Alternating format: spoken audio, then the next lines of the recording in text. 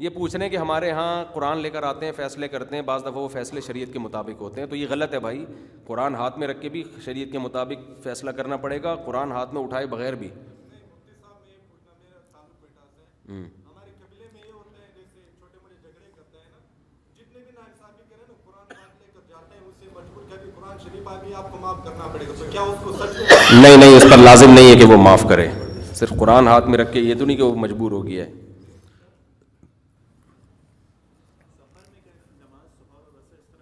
ہاں یہ سوال یہ بھی ریٹرن میں آپ نہیں پوچھا ہے. اچھا خیر, اتفاق سے یہی سوال یہاں بھی آیا کہ نماز جمع کرنا مطلب ظہر کے ساتھ عصر, مغرب کے ساتھ عشاء پڑھنا کیسا ہے. جتنی بھی حدیثیں ہیں جن میں آتا ہے نبی صلی اللہ علیہ وسلم نے سفر میں 2 نمازوں کو اکٹھا پڑھا ہے, ان میں کوئی بھی واضح حدیث ایسی نہیں ہے کہ نماز کو آپ نے پراپر قضا کیا اور قضا کرنے کے بعد ظہر کو عصر کے ساتھ اور مغرب کو عشاء کے ساتھ ملا ہے. حدیثوں کے الفاظ میں ابہام ہے. بعض روایت میں ظہر کو عصر تک پہنچایا. اب عصر تک میں عصر کے دیکھیں آپ کہتے ہیں نا فلاں بندہ مسجد تک آیا, تو اس میں مسجد کے اندر آنا بھی داخل ہوتا ہے, مسجد کے گیٹ تک آنا بھی داخل ہوتا ہے. تو کسی چیز کے قریب پہنچنے کو بھی تک سے تعبیر کیا جاتا ہے اردو میں کہ وہاں تک. تو کوئی بھی واضح روایت نہیں ہے اس بارے میں کہ نماز کو پراپر آپ نے قضا کر دیا ہو. تو اس بارے میں جو امام حنیفہ اور امام اور صاحبین ابو یوسف اور امام محمد کا موقف ہے وہ بھی بہت مضبوط موقف ہے. لوگ اس کا بھی مذاق اڑاتے ہیں کہ حدیثوں کے منکر ہیں. صرف حج کے موقع پر نبی صلی اللہ علیہ وسلم سے یہ واضح طور پر ثابت ہے کہ آپ نے مغرب اور عشاء کو یعنی عرفات میں عشاء کی نماز مغرب کی نماز قضا کی ہے, عشاء کے وقت پڑھی ہے اس کو. اور حج کے تمام ارکان خلاف قیاس ہیں, حج پر سفر کو قیاس نہیں کیا جا سکتا. تو حنفیہ کے نزدیک وہ جو حدیثیں ہیں, میں اس پر مفصل کلپ انشاءاللہ ریکارڈ کرواؤں گا. میں مصروف بہت ہوں, لوگ مجھ سے کہتے ہیں آپ وعدہ کرتے ہو کہ پراپر طریقے سے پورے حوالوں کے ساتھ انشاءاللہ میں ریکارڈ کرواؤں گا. یہ بات ایک سیکنڈ دیکھو, نبی صلی اللہ علیہ وسلم سے 2 نمازوں کو جمع کرنا جو ثابت ہے, حنفیہ یہ کہتے ہیں کہ اس سے یہ مراد ہے کہ ظہر عصر کے قریب لے کر گئے, ظہر پڑھتے ہی عصر کا وقت داخل ہوا, فوراً عصر پڑھ لی. مغرب کو عشاء کے قریب لے کر گئے, ابھی مغرب کا وقت ختم ہونے والا تھا کہ مغرب پڑھی اور ساتھ میں ہی عشاء پڑھ لی. اس طرح سے جمع کیا ہے سفر کے اندر. اس کی دلیل عبداللہ بن مسعود رضی اللہ تعالیٰ عنہ کا قول ہے کہ نبی نے کبھی سفر میں 2 نمازوں کو اکٹھا نہیں پڑھا. اور عبداللہ بن مسعود نبی کے سفر حضر کے ساتھی ہیں, وہ فرماتے ہیں صرف حج میں ایسا کیا ہے آپ صلی اللہ علیہ وسلم نے. دوسری بات یہ کہ اگر آپ یہ تعویل حدیث میں نہیں کرتے کہ 2 نمازیں اکٹھی جو پڑھی ہیں اس کا مطلب یہ ہے جو ہم بیان کر رہے ہیں, تو پھر صحیح حدیث میں مسلم کی حدیث ہے جس میں آتا ہے آپ صلی اللہ علیہ وسلم نے بغیر سفر, بغیر بارش, بغیر عذر کے بھی 2 نمازیں اکٹھی پڑھی ہیں. حالانکہ اس کا اہل سنت میں کوئی بھی قائل بولو نا بھائی نہیں ہے. اور جب پوچھا گیا کہ ایسا کیوں کیا, آپ نے فرمایا میری امت حرج میں مبتلا نہ ہو. تو وہاں ہم کہتے ہیں وہاں اکٹھے کا جو مطلب ہے نا, تو سفر میں بھی اکٹھے کا وہی مطلب ہے. اکٹھے کا مطلب کہ ظہر کو ڈیلے کیا جائے اتنا کہ عصر کے قریب ہو جائے, ظہر پڑھتے ہی عصر کا وقت داخل ہو, آپ فوراً کیا کر لیں, عصر پڑھ لیں. اور یہ صحابہ سے ثابت ہے. عبداللہ بن عمر رضی اللہ تعالیٰ عنہ سے شرح معانی الآثار میں کہ عبداللہ بن عمر رضی اللہ تعالیٰ عنہ کو بلایا, ان کی زوجہ کی طبیعت خراب تھی. حدیث میں آتا ہے وہ فوراً گئے, زوجہ بستر مرگ پر تھیں, سفر میں جلدی تھی. صحابہ نے کہا کہ مغرب کا ٹائم ہو رہا ہے, آپ نے کہا صبر کرو صبر کرو صبر کرو, یہاں تک کہ مغرب کا وقت جب قضا ہونے کے قریب ہو گیا آپ نے مغرب پڑھی, تھوڑی دیر ٹھہر کے فوراً عشاء پڑھ لی. تو یہ صحابہ سے بھی ثابت ہے. تو اس لیے اس بارے میں ٹھیک ہے, امام شافعی کا مسلک یہی ہے کہ 2 اکٹھی پڑھی جائیں گی, وہ ٹھیک ہے, لیکن آپ ایک فقہ کو فالو کر کے اپنی رائے تھوپنے کی کوشش نہ کریں. امام ابو حنیفہ سب سے پہلے حدیث دلیل دیکھتے ہیں قرآن سے. قرآن میں آتا ہے ان الصلاۃ کانت علی المؤمنین کتابا موقوتا, نمازیں مومنین پر مقررہ اوقات میں فرض ہیں. اس سے صاف پتہ چل رہا ہے کہ ہر نماز کا ایک ٹائم ہے, ابتدا بھی ہے انتہا بھی ہے. یہ قرآن کی آیت سفر کے بارے میں بھی ہے اور مقام کے بارے میں بھی ہے, دونوں کے بارے میں. دوسری بات کہ نبی صلی اللہ علیہ وسلم نے جو 4 کی 2 پڑھنے کا ہمیں سفر میں حکم دیا ہے, اس کی بنیادی وجہ تو یہی تھی نا کہ نماز قضا ہونے کا ہمارے پاس عذر ختم ہو جائے. یہ رخصت اسی لیے تو دی جا رہی ہے. بھائی اگر 4 کا حکم ہوتا, سفر میں ٹائم نہیں ہے, آپ قضا کر دیتے, اگلے وقت میں لے جاتے اس کو, تو 2 کا حکم دیا جا رہا ہے کہ 2 میں تو آپ کے پاس کوئی عذر بچتا ہی نہیں ہے. تو یہ رخصت دی اسی لیے جا رہی ہے تاکہ نماز اپنے ٹائم پہ ہو سکے, آپ اس کو اپنے ٹائم پہ ڈیلے نہ کریں, ٹائم سے ڈیلے نہ کریں سفر کا بہانہ کر کے آپ, تو یہ تو اور اس بات کا تقاضا ہے کہ سفر میں بھی نمازیں اپنے وقت پر ہیں.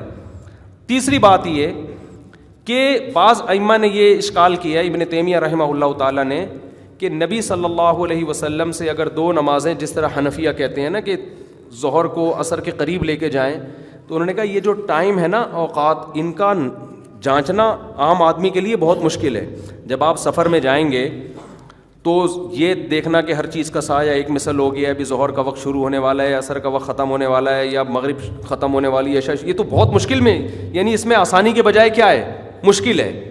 تو جب کہ سفر میں دو نمازیں اکٹھا کرنا اس لیے تاکہ مسافر پر آسانی ہو, تو مسافر کے لیے ٹائم کو جانچنا کتنا مشکل کام ہے کہ ابھی مغرب قضا ہونے والی اور فوراً عشاء شروع, تو اس سے رخصت تھوڑی, اس سے تو اور ٹینشن میں آ گئے.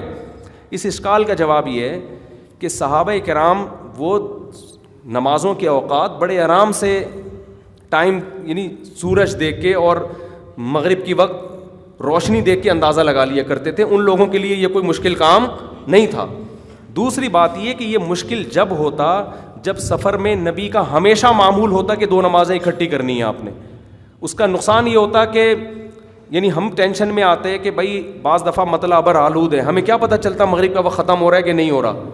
تو یہ نبی نے یہ احیاناً کیا ہے, کبھی کبھار کیا ہے. تو کبھی کبھار ٹائم کو جانچنا, ٹائم کو نوٹ کرنا کہ سرخی غائب ہو رہی ہے کہ نہیں ہو رہی, یہ مسافر کے لیے بھی آسان ہے, بلکہ مسافر کے لیے تو اور زیادہ آسان ہے. تو صحراؤں میں سفر کر رہا ہے, وہ تو بڑے آرام سے اندازہ لگا سکتا ہے کہ عصر کا وقت شروع ہو رہا ہے کہ نہیں ہو رہا.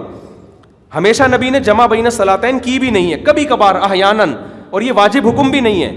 ابن قیم رحمہ اللہ نے یہ بات لکھی ہے کہ سفر میں نبی نے 4 ہمیشہ 2 پڑھی ہیں, لیکن جمع بین الصلاتین ہمیشہ نہیں کیا. تو سفر میں بھی اصل حکم یہی ہے کہ ہر نماز اپنے وقت پر پڑھی جائے, لیکن اگر آپ کو جلدی ہے یا قضا ہونے کا خطرہ ہے تو پھر آپ ایسے جمع کریں کہ ظہر کو ڈیلے کریں, عصر سے تھوڑی دیر پہلے پڑھ کے اور فوراً عصر کی نماز پڑھ لیں.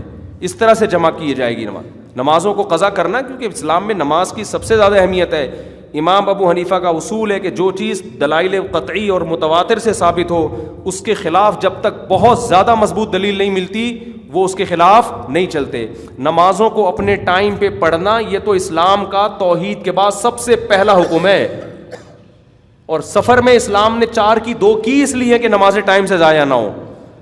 تو اس لیے وہ تمام روایات جن میں آتا ہے 2 نمازیں اکٹھی پڑھی ہیں, ان کا مفہوم کیا ہے کہ ظہر کو عصر کے قریب اور عصر کا وقت داخل ہوتے ہی عصر, اور مغرب کو عشاء کے قریب اور عشاء کا وقت داخل ہوتے ہی عشاء. اور یہ عبداللہ بن عمر سے بھی ثابت اور دیگر صحابہ سے بھی ثابت ہے. سمجھتے ہو؟ پھر بھی ہم تو اعتدال والی رائے رکھتے ہیں, ہم کہتے ہیں کوئی دوسری رائے کو اگر فالو کر رہا ہے تو بھی ٹھیک ہے, لیکن یہ بھی ٹھیک ہے, بلکہ یہ اٹھیک ہے. اٹھیک کمپیریٹیو ڈگری کو کہتے ہیں. ہم کہتے ہیں یہ زیادہ احتیاط کے بھی زیادہ قریب ہے. نمازوں کی جو قرآن میں اہمیت بیان کی گئی ہے کہ وہ اپنی نمازوں کی حفاظت کرتے ہیں اہل ایمان, اس کے بھی زیادہ قریب ہے. اور میں اہل حدیث حضرات سے ایک آخری گزارش کر کے اپنی بحث کو ختم کرتا ہوں. دیکھو دونوں قول فقہا کے بھی ملتے ہیں, صحابہ کے بھی ملتے ہیں. تو احتیاط کس میں ہے کہ نماز کو دوسرے وقت میں دوسری نماز سے جمع کر کے پڑھا جائے یا اپنے اپنے وقت پہ پڑھا جائے؟ اپنے وقت پہ پڑھیں گے تو سب کے نزدیک یہ عمل ٹھیک ہے, کیونکہ نمازوں کو 2 ملا کے پڑھنا سفر میں یہ نبی کا حکم نہیں ہے, نہ یہ ترغیب ہے, یہ ضرورت کے وقت مجبوری میں ایسا کیا گیا ہے. آج تو سفر اتنے آسان ہو گئے ہیں, آج تو آپ کے پاس ایپلیکیشن میں نمازوں کے ٹائم ہوتے ہیں, آپ جہاں جہاں ٹرین جا رہی ہے آپ کی ایپلیکیشن خود ٹائم کو چینج کر رہی ہے. تو آج تو اس طرح سے بھی جمع بڑے آرام سے ہو سکتی ہے کہ آپ مغرب کو عشاء کے قریب پڑھ لیں, مغرب پڑھتے عشاء کا وقت داخل ہو جائے گا, عشاء بھی پڑھ لیں, آپ فارغ ہو جائیں گے نماز سے. تو اس طرح سے جمع کر لو. ضروری ہے کہ آپ نے وہی کام کرنا ہے جو خاص طور پہ بر صغیر میں فقہ حنفی رائج ہے. تو پوری قوم ایک طرح چل رہی ہے, آپ اس میں ایک 1.5 انچ کی الگ مسجد بنا دیں. امت کا اتفاق اور اتحاد کی بھی تو کوئی اسلام میں ویلیو ہے نا. تو ان تمام باتوں کے پیش نظر یہ اس میں امام حنیفہ کا موقف کمزور نہیں ہے. سمجھتے ہو؟ بعض لوگ کہتے ہیں تو حنفی ہے نا تو اس لیے کہتے ہیں امام حنیفہ کا موقف ایسا ہے, تو ہم کہیں گے آپ بھی اہل حدیث ہیں اس لیے آپ کہتے ہیں اہل حدیث کا موقف صحیح ہے. تو یہ تو ہندو کہے گا تم چونکہ مسلم ہو اس لیے کہتے ہو اسلام ٹھیک ہے, تو یہ تو پھر ہر ایک پر الزام لگے گا. ہم حنفی ہیں اس لیے کہ دلائل کی دنیا میں ہمیں امام حنیفہ کا موقف بہت زیادہ قرآن و سنت کے موافق ملا ہے, تو ہمیں وہ اقرب الی القرآن و سنت لگتا ہے, اور اسی وجہ سے ہم نہیں آدھی سے زیادہ آبادی نے ان کو فالو کیا ہے. سمجھتے ہو کہ نہیں سمجھتے؟ سمجھتے ہو ٹھیک ہے, نہیں سمجھتے ہو بھی ٹھیک ہے, کافی ہے میرا خیال ہے.